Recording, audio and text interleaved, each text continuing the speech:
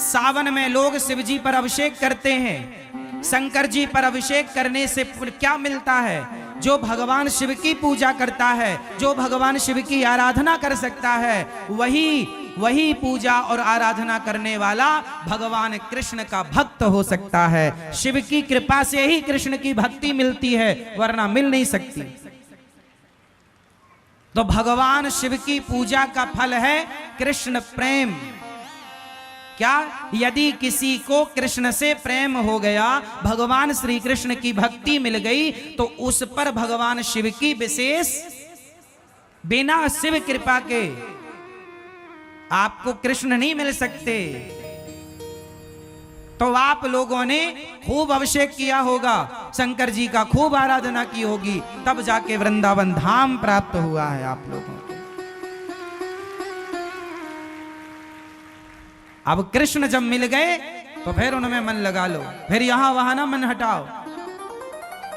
कई लोग कहते हैं हम तो शिव जी के पुजारी हैं, हम तो कृष्ण के पुजारी हैं, तो क्या शंकर जी के मंदिर जाएं? हम शिव जी के पुजारी हैं तो क्या? अरे तुम समझते नहीं हो, तुम्हें समझ नहीं है। शंकर जी के मंदिर जाओ और शंकर जी से कहो, हे भोलेनाथ, जितनी भक्ति आपके हृदय में है, जितना प्रेम आपके हृदय में है भगवान के प्रति, श्याम सुंदर के प्रति, राम के प्रति, उसका एक अंश भी आप कृपा करके दे दें। हे नाथ, मेरा भी मन भगवान श्री कृष्ण के चरणों में, श्री राधा रानी के चरणों में लग जाए। तो कृष्ण कौन है? बोलो मेरी मां, कृष्ण कौन है? जिनके द्वार पर शंकर जी हाथ जोड़कर खड़े हैं। मैया, ओ यशोदा मैया। हाँ बाबा। अरे मैया, बड़ी दूर से आयो हूं, एक बार अपने छोरा को दर्शन कराए दे। मैया बोली, बाबा रुक, वहीं बैठो रही हो। मैया, यशोदा मैया कह रही है, शंकर जी रुको। शंकर जी रुक गए। वो भगवान जिनके दर्शन के लिए भगवान शंकर द्वार पर खड़े हैं और क्या कहते, मैया एक बार दर्शन कराए दे। मैया बोली, बाबा तेरी शकल बड़ी डरावनी है, मेरो छोरा देखेगो तो डर जावेगो। अरे मैया ना डरेगो, एक बार तो लाला को दर्शन कराए दे। मैया बोलती हैं, बैठो यहां, अभी हमारो लाला सो रहे हो है, जागेगो तो दर्शन कराएंगे। शंकर जी बैठे इंतजार कर रहे हैं कन्हैया के जागने का। लो, वो कृष्ण हैं। शंकर जी कौन है? जिन्होंने काम को जलाकर भस्म कर दिया।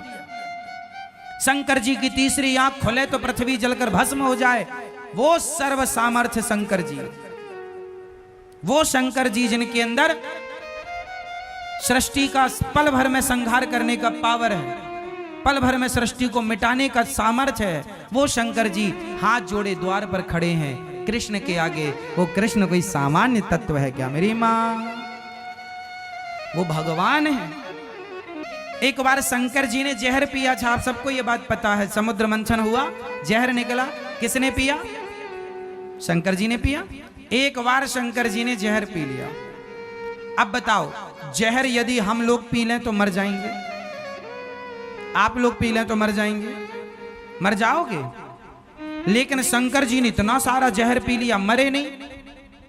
हम जहर पी लेंगे तो मर जाएंगे, शंकर जी ने जहर पिया, नहीं मरेंगे। वो शंकर जी जो इतना जहर पी कर ना मरे, क्या उनसे कोई इंसान अपनी होड़ कर सकता है, अपनी तुलना कर सकता है? वो शंकर जी जो देवाधिदेव महादेव हैं, जो कामदेव को जलाकर भस्म कर देते हैं, वो शंकर जी गोपी बनकर उस रास में जा रहे हैं भगवान श्री कृष्ण के। वो कृष्ण तत्व है जिनके पास शंकर जी जा रहे हैं, तुम उन्हें हल्के में ले रहे हो। कृष्ण को कोई सामान्य तत्व समझ रहे हैं आप लोग क्या? कृष्णात् परम किमपि तत्व महम न जाने। कृष्ण से भी श्रेष्ठ कोई तत्व है ये मैं नहीं जानता। शंकर जी भी जिन्हें जान ना पाते, शंकर जी किनका ध्यान करते हैं? सदा वसंतम हृदयारविंदे भवम भवानी सहितम नमामि। जिनका ध्यान शंकर जी करते हैं भगवान कृष्ण का जन्म हुआ तो दर्शन करने शंकर जी आए, रास हुआ तो दर्शन करने शंकर, जिनका दर्शन करने के लिए लाइन में शंकर जी खड़े हैं, उन कृष्ण को आप सामान्य समझ रहे हैं क्या? कोई मजाक का विषय बना रहे हैं क्या कि वो रास रचाए तो हम भी रचाएंगे? जो काम संत कर सकते हैं ना, तुम ना करो। उनकी भावनाएं अलग हैं, तुम्हारी भावनाएं अलग हैं। उनके विचार अलग हैं, तुम्हारे विचार अलग हैं। सबकी तुलना सबसे नहीं हो सकती मेरी मां। जिस तराजू में सोना तोला जाता है, उस तराजू में टमाटर नहीं तोले जा सकते। टमाटर, सब्जी, आलू तौलने की तराजू अलग होती है और सोना तौलने की तराजू अलग होती है। इंसानों को तौलने की तराजू अलग है और भगवान को तौलने की तराजू अलग है। दोनों को एक तराजू में नहीं तौला जा सकता। आप गलती ये करते हैं कि इंसानों से भगवान की तुलना कर लेते। अरे हम, उन्होंने किया हम भी करेंगे। तो उन्होंने पहाड़ उठाया था, है तुम्हारे बाप में हिम्मत? एक उंगली से उन्होंने इतना सा मुंह खोल के पूरा ब्रह्मांड दिखाया था, है तुम में हिम्मत? भगवान से कहा। आजकल का इंसान जब उसकी नादानी सुनते हैं ना, तो कई बार दया भी आती है मूर्खता पर, कई बार गुस्सा भी आती है कि बताओ भगवान के लिए लोग क्या क्या कहते हैं, जानते नहीं भगवान के बारे में, बोलते हैं। वो रास रचा रहे हैं, वो भक्तों पर कृपा कर रहे हैं। उस रास में शंकर जी भी सम्मिलित हो रहे हैं। पार्वती जी से कहते हैं जरा हमें भी आज श्रृंगार करो, जरा चूड़ी पहनाओ, जरा साड़ी पहनाओ, और लगा के बिंदिया पहन के साड़ी, चाल चले मतवाली। भगवान शंकर चल रहे हैं। जो नारद जी, बड़े बड़े ऋषि मुनि साधु संत, कौन नहीं उस रास में आया? स्वयं वशिष्ठ जी सामान्य है। वशिष्ठ जी के पास जितना पावर ब्रह्मा जी के पास है सृष्टि उत्पन्न करने का, जितना पावर भगवान श्री हरि के पास है, भगवान राम, भगवान कृष्ण के पास जितना पावर है, उतना पावर तप के बल पर श्री वशिष्ठ जी ने प्राप्त कर रखा है। वशिष्ठ जी चाहें तो एक अलग सृष्टि बना सकते हैं। वशिष्ठ जी इतने पावरफुल, अलग ब्रह्मा बना सकते हैं, अलग सृष्टि की रचना कर सकते हैं। एक बार विश्वामित्र जी ने कहा मैं भी कर सकता हूं। एक बार विश्वामित्र जी और वशिष्ठ जी में कहा सुनी हो गई। वशिष्ठ जी इतने पावरफुल थे तो विश्वामित्र जी को लगा मैं भी करूं। आपको पता नहीं होगा, एक बार विश्वामित्र जी ने तो नई सृष्टि प्रारंभ भी कर दी थी। नई सृष्टि, और वो नई सृष्टि क्या है जानते हो? नहीं, ये जो नारियल होता है, ये नारियल ब्रह्मा जी की बनाई सृष्टि नहीं है। एक बार विश्वामित्र जी को गुस्सा आ गया कि मैं चाहूं तो नई सृष्टि कर लूं, तो कहा कि कर लो। तो वो करने लग गए। तो उन्होंने, अब भाई सृष्टि के लिए आदमी लोग चाहिए, स्त्री पुरुष, तो उन्होंने पिंड बनाना शुरू किया। जिस पिंड से इंसानों का जन्म होता, तो सबसे पहले वो पिंड, जैसे चिड़िया पहले अंडा देती है, स्त्री और पुरुष के गर्भ में भी तो एक, ये समझो कि स्त्री का रज, पुरुष का तेज जाकर मिलता है तो एक कलल बनता है। उसी तरह सबसे पहले अंडा तैयार हुआ। तो आपने देखा नारियल में दो आंखें होती हैं, ध्यान से देखा, पानी भरा होता, जैसे बच्चे मां के पेट में पानी भरा होता है, पूरा अंडा जैसा प्रोसेस होता है नारियल का। नारियल वो सृष्टि की शुरुआत करने लगे, अपनी तपोबल से मैं अलग सृष्टि बनाऊंगा। ऐसे फिर उन्हें समझाए भैया अलग ना चलो, विश्वामित्र जी को समझाए। इसलिए नारियल तोड़ने की परंपरा बनी कि नारियल भी एक जीव है, जैसे हम हैं ऐसे ही लगभग नारियल। इसलिए हमारे यहाँ पशुओं की बलि ना चढ़ा करके विश्वामित्र जी की सृष्टि के जो लोग थे, जो शुरुआत थी बाद में की नहीं गई, उस नारियल को तोड़ करके कहा गया कि हमारी तो यही बलि मान लो प्रभु, यदि आपको बलि चाहिए तो नारियल की बलि। इसलिए हमारे यहाँ बकरे की बलि नहीं चढ़ाई जाती, नारियल की बलि चढ़ाई जाती है, क्योंकि उस सृष्टि को मान्यता नहीं मिली गई। फालतू जाता तो उपयोग करो, चलो यही करो। तो वो भी इंसान की शुरुआत थी नारियल, वो ब्रह्मा जी की सृष्टि में नहीं आता नारियल। नारियल को प्रकट करने वाले विश्वामित्र जी हैं।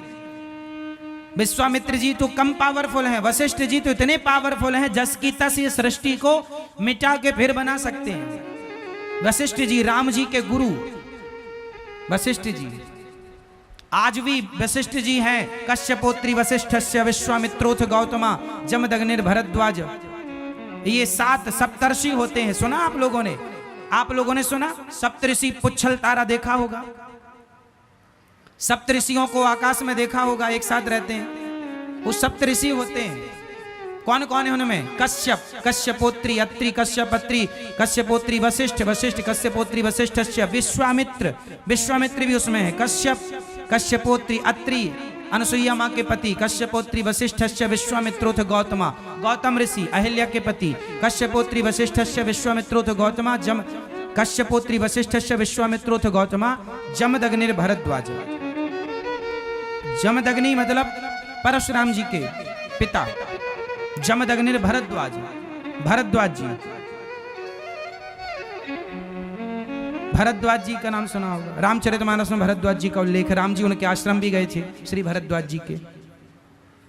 भरद्वाज मुनि बसई प्रयागराज में रहते थे। ये सप्त ऋषि हैं जो इतने पावरफुल हैं, सातों के अलग सृष्टि कर सकते हैं।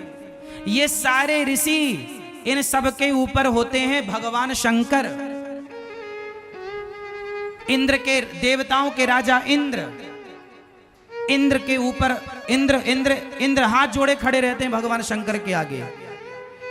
सबसे पावरफुल हैं सृष्टि में ऋषि। ऋषियों से देवता जो है ना, देवता पावरफुल नहीं होते। ये ऋषि लोग चाहें तो देवताओं को जहां चाहे, इंद्र को श्राप दे दिया था गौतम ऋषि ने, जा तेरे पूरे शरीर में योनि हो जाए। अहिल्या का जब चरित्र बिगाड़ने गए, 1000 योनि छिद्र हो गए थे पूरे शरीर में, मुंह दिखाया नहीं गया इंद्र से कहीं। बाद में फिर आंख के रूप में परिणित हो गई।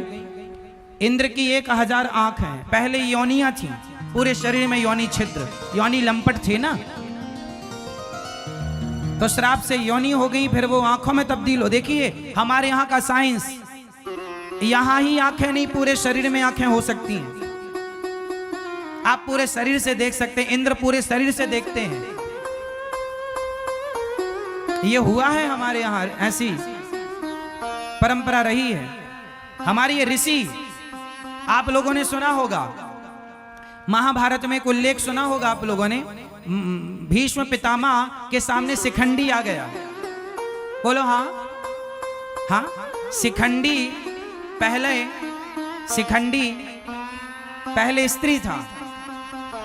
शिखंडी का जब जन्म हुआ तो स्त्री था, पर हमारे देश में ऐसे संत थे कि हमारे ऋषियों ने, शिखंडी के पिता ने कहा कि महाराज हमें लड़की की जरूरत नहीं है, राज्य चलाने को लड़का चाहिए, लड़का चाहिए। तो शिखंडी को लड़की से लड़का बनाया गया था 5500 साल पहले। यह टेक्नोलॉजी थी। आजकल भी साइंस के द्वारा स्त्री लिंग परिवर्तन हो जाता है, लेकिन आज के में एक समस्या है कि यदि स्त्री को पुरुष बना दिया, आजकल भी प्लास्टिक सर्जरी के द्वारा स्त्री को पुरुष बना दिया जाता है और पुरुष को स्त्री। लेकिन जो पुरुष स्त्री बनता है तो स्त्री योनि तो हो जाती है, लेकिन पुरुष जो स्त्री बनेगा वो कभी मां नहीं बन सकता। लेकिन हमारे यहाँ ऐसी परंपरा रही है कि शिखंडी स्त्री थे और जो स्त्री पुरुष बनेगी तो वो कभी बाप नहीं बन सकती। लेकिन शिखंडी जब स्त्री से पुरुष बने तो वो पिता भी बने बाद में। और कई बार हमारे यहाँ स्त्री को पुरुष और पुरुष को स्त्री भी बनाया गया है। शास्त्रों में वर्णन आपको मैं कई जगह दिखा दूंगा। हमारे यहाँ ये सारी टेक्नोलॉजी थी, प्रयोग कम करते थे क्योंकि जरूरत नहीं थी। सिद्धांत उद्देश्य अलग अलग थे। तो वो ऐसे ऐसे ऋषि मुनि जो सृष्टि बना सकते हैं, अलग सृष्टि कर